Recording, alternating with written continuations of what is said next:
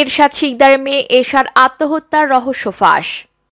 Serial killer এরশাদ শিকদারের মেয়ে জান্নাতুল নওরিন এশা সঙ্গে মুন্সিগঞ্জের বিক্রমপুরে প্লাবন ঘোষ নামে একজনের প্রেম ছিল, যার ফলে প্লাবন ধর্ম পরিবর্তন করে বিয়ে করতে চেয়েছিল।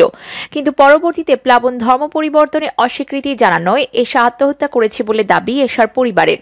বৃহস্পতিবার ৩ মার্চের রাতে রাজধানীর গুলশানের সুবাস্তু টাওয়ারের নিজ বাসায় গলায় ফাঁস দিয়ে আত্মহত্যা করেন এশা। এ ঘটনায় এশার মা সঞ্জিদা নাহার প্লাবন ঘোষের বিরুদ্ধে আত্মহত্যায় প্ররোচনার অভিযোগ এনে মামলা দায়ের করেছেন। মামলার এজাহারে সঞ্জিদা নাহার অভিযোগ করেন এশাকে মৃত্যুর মুখে ঠেলে দিয়েছেন প্রেমিক প্লাবন। এজাহারে এশার মা সঞ্জিদা নাহার বলেন, প্লাবন ঘোষের সঙ্গে আমার মেয়ে এশার দীর্ঘদিন ধরে প্রেমের সম্পর্ক ছিল।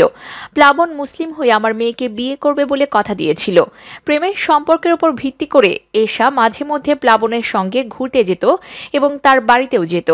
ঘটনার দিনের বর্ণনা দিয়ে অভিযোগ নামায় সঞ্জিদা বলেন, গত বৃহস্পতিবার রাত আনুমানিক ৯টা ৩০ মিনিটে প্লাবন এশা ও তার এক বান্ধবীকে আমাদের বাসার নিচে থেকে ঘুরতে নিয়ে যায়।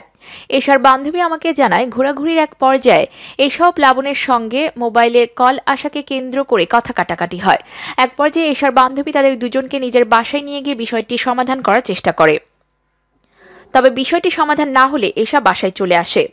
বাসায় এসে এশা তার রুমে গিয়ে দরজা বন্ধ করে ফেলে। আমি তখন বাসায় ঘুমাচ্ছিলাম।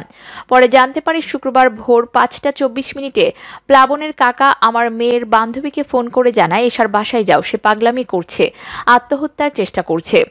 এরপর ভোর ৫টা ২৯ মিনিটে প্লাবন আমাকে ফোন করে জানায়, আপনার মেয়ে গলায় ফাঁস দিয়ে আত্মহত্যা করার চেষ্টা করছে। আমি তার ফোন পেয়ে দ্রুত রুমের দরজা খোলার চেষ্টা করি, কিন্তু রুম ভেতর থেকে লক পাই। পরে বাসার সিকিউরিটি গার্ড মেজবা আলামিন ও এশার বান্ধবীর সহায়তায় দরজা ভেঙে ভেতরে প্রবেশ করি। দেখি সে গলায় ওড়না পেঁচিয়ে সিলিং ফ্যানের সঙ্গে ঝুলে আছে। এশার মা বলেন, সিকিউরিটি গার্ডদের সহায়তায় আমরা তাকে ঢাকা মেডিকেল কলেজ হাসপাতালে নিয়ে যাই। সেখানে ডাক্তার পরীক্ষা নিরীক্ষা করে সকাল 8:30টায় জানায় এশা মারা গেছে।